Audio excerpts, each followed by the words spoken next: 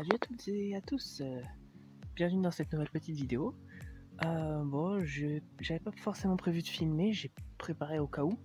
En gros, je sors aujourd'hui pour voir si je peux trouver justement des coins à Maury, des nouveaux coins, parce qu'on m'en a indiqué un ou deux, enfin une zone.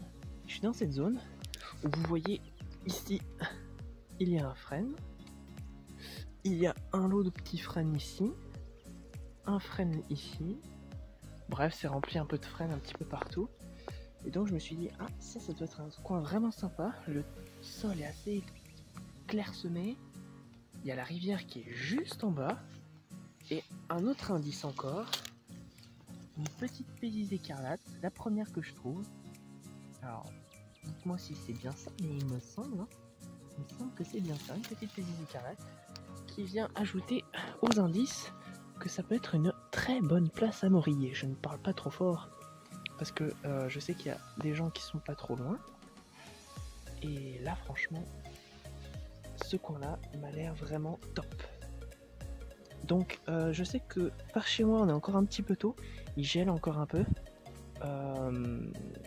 Mais ce qui est bien, c'est que dans l'ensemble, un peu partout, ça a séché. Et cet endroit-là, il est assez humide. Quand on va sur le chemin, c'est assez sec. Alors que là, quand on descend ici, c'est vraiment bien parce que c'est humide.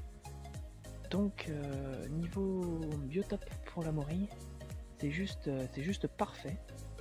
Comme il y a quelqu'un qui a une parcelle ici et qui m'a dit justement qu'il y en avait dans le coin, qu'il y en avait dans les environs, et ben là, je ne peux que le croire. Parce que là, franchement, c'est un coin vraiment parfait. Petite pésise écarlate, du coup, que je vais remettre un petit peu sous couvert. Hop, comme elle était avant. Oh là, je vais essayer de ne pas piétiner l'endroit.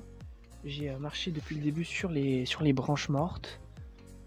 Et du coup, je vais continuer de regarder un petit peu les alentours, voir quels seront les endroits potentiels pour les moriller. Sans piétiner, c'est très important vu que si on piétine avant l'heure, on va rien avoir.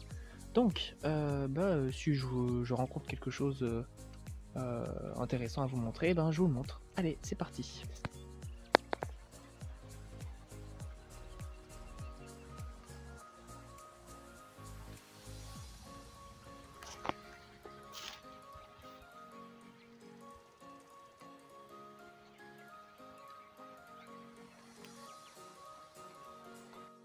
Donc là, simplement pour montrer, je suis passé par un autre chemin où j'ai pas trop l'habitude de passer. Ça fait des mois et des mois que je suis pas passé. Et en fait, ici, vous voyez, vous avez un chêne, et puis vous avez plein de chênes derrière. Alors, il n'y a pas que ça. Il y a des charmes, j'ai l'impression. Peut-être quelques hêtres. Mais en tout cas, énormément de chênes. Alors, je sais que j'ai quelques places à cèpes qui sont plus bas. Et si je suis le principe que j'avais dit dans mes vidéos il y a bien longtemps, s'il y a des cèpes en bas, il doit y en avoir en haut, techniquement. Et là, c'est vraiment, c'est une forêt de chênes. Pas que, mais beaucoup. Alors je me dis ici, ah là, il doit y avoir du cèpe. Bon, c'est qu'une théorie. On reviendra voir à l'été pour les cèpes d'été et à l'automne, du coup, pour voir ce qu'il y a. J'espère qu'il y aura des cèpes, mais on verra bien. Et donc, je continue. Il y a un petit merisier là, juste là. Petit merisier. Ah, franchement, ça a l'air d'être un endroit sympa ici.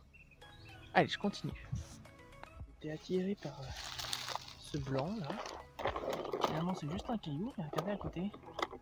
J'ai quelques plumes de pinsons, je crois. Ouais, c'est ça, pinsons des arbres. On reconnaît assez aisément. On peut se confondre parfois avec le pinson du Nord. Pinson du Nord ou pinson des arbres. En tout cas, c'est l'un des deux. Il a dû se faire attaquer par un rapace. J'en vois un petit peu au-dessus des plumes. Ouais. Je vais en ramasser quelques-unes, mais je ne veux pas fouiller. J'en ramasse juste quelques-unes et je continue. Allez les amis, regardez ce que je viens de trouver. pierre avec une petite fleur où c'est marqué recache-la. Ah, ça c'est bien, c'est trop cool. Alors ça, si je m'y attendais. Et ben on va la recacher. On va la recacher. Bon, dans mon sac j'ai tout ce qu'il faut. J'ai laissé un message là où j'ai trouvé la pierre. Et on va la recacher. Allez, c'est parti. Voilà, j'ai recaché la pierre.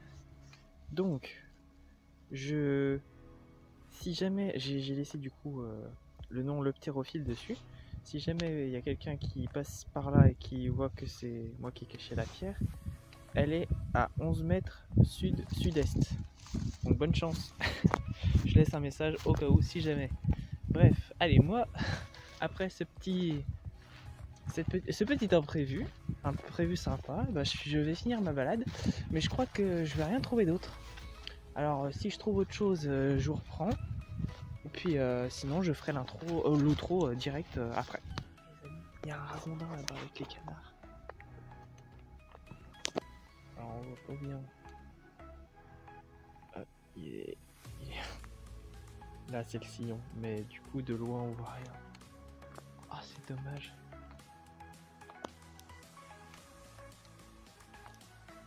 On voit rien ici. Bon, là vous avez les phoques macros qui sont devant. Vous avez les canards là-bas. Et vous avez un ragondin qui était là-bas.